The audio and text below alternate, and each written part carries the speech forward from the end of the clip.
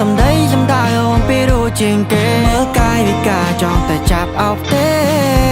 នាងពេលដែលមានភ្លៀងធ្លាអោបងជីកង់តែពីរនាក់ញញឹមពេលដែលនៅចិត្តគ្នាជាការភ្លៀងតែមិនសូវរងាមកលើបនៅក្បែរអូនបងរុំភើបសូត្រពីរៀបសារមិនសូវជាស៊ីវិល័យមាត់អត់មានក្រែមកចិត្តបងបែកទៅធ្លាក់ក្នុងស្នេហ៍ដូចជាយល់ស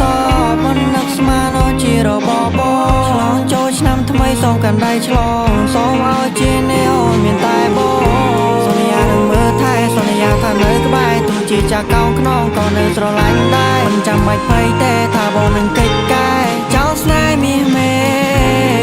អូឡូយ៉ាងនេះអូនជាមនុស្សពិសេសមិនណែស្នេហ៍រណាផ្សេងព្រោះតែអូន you are the best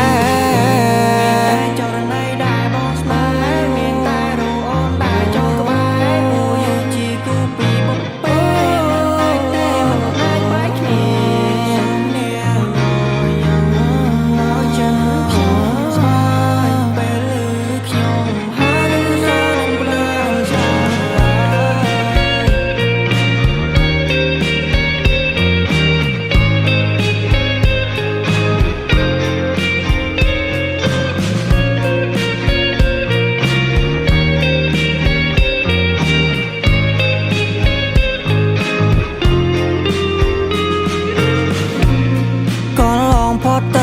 ឆ្នាំរៀមនៅតែចាំស្នេហ៍វិទ្យាល័យ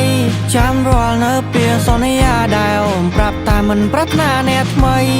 តែពេលនេះមិនគិតចិត្តស្រីផ្លាភ្លេចវាស្រ័យចាភ្លេចស្នេហ៍ភក្តីបងធ្លាប់គិតថាពួកយើងជាគូតែតែមិនអាចស៊ូយូរទៅគ្មានន័យសំដីដែលស្រីវាចាមកបងប្រាប់តែកុំទៅចោលអូនប្រាប់បងថាយើងកុំបែកគ្នាគ្មានសំបីពេលលៀងមិនដៃក៏ទៅបាត់សោមានបែរររឿងមិននោះសេចចេតនាទើបបានជីវ៉ាជាស្នេហាដូចតោ